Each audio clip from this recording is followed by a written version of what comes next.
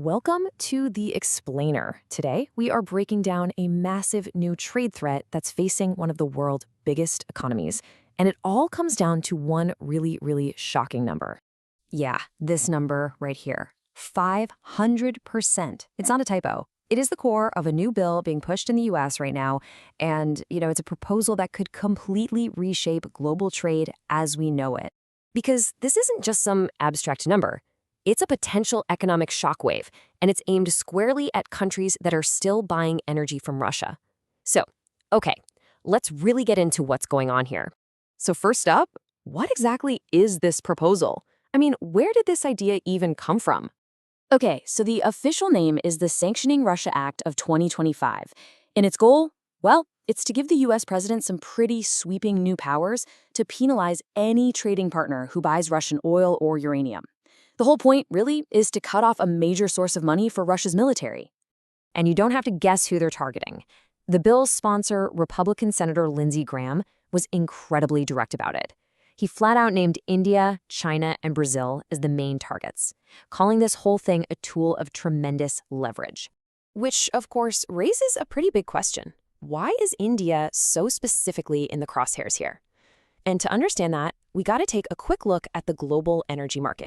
So it all really goes back to 2022, right at the start of the Ukraine war. When Western sanctions hit Russia's energy industry, Moscow had a problem. So what did they do? They started offering their crude oil at a huge discount.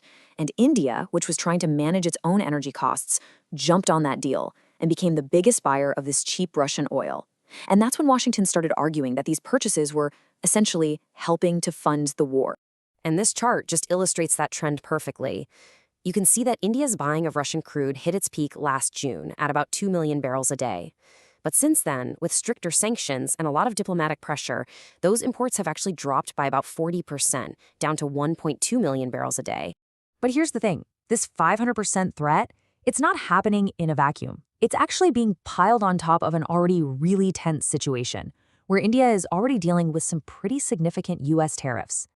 Yeah, 2025 saw things escalate, and fast.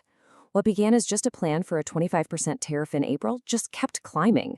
By the end of August, another 25% was tacked on, which brought the total tariff on most Indian exports to the US to a staggering 50%. And this table right here really shows you the real-world impact. We're talking about key export sectors, textiles, gems and jewelry, auto parts. Their tariff rates literally doubled overnight, from 25% to 50%. And look at marine products. They got hit even harder, jumping all the way up to over 58%. So the bottom line is this. More than half of India's $87 billion in annual exports to the US are now at risk because of these tariffs. Now, there are some exceptions. Certain strategic sectors like pharmaceuticals and semiconductors are exempt, mainly because the US wants to protect its own critical supply chain. Now, this whole entire situation, I'm talking both the existing 50% tariffs and that proposed 500% threat. It's all built on one single foundation, the US president's power to just impose them. But what if that foundation is about to crack? And that is the exact question being asked right now at the very highest level of the American legal system.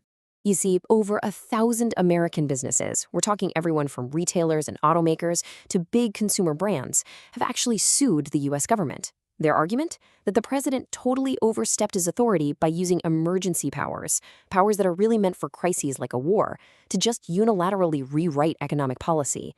And you know what? So far, the lower courts have actually agreed with them. And the financial stakes here are just enormous. $150 billion.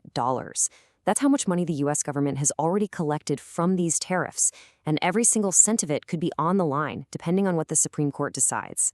So this really brings us to a huge fork in the road with two very different futures.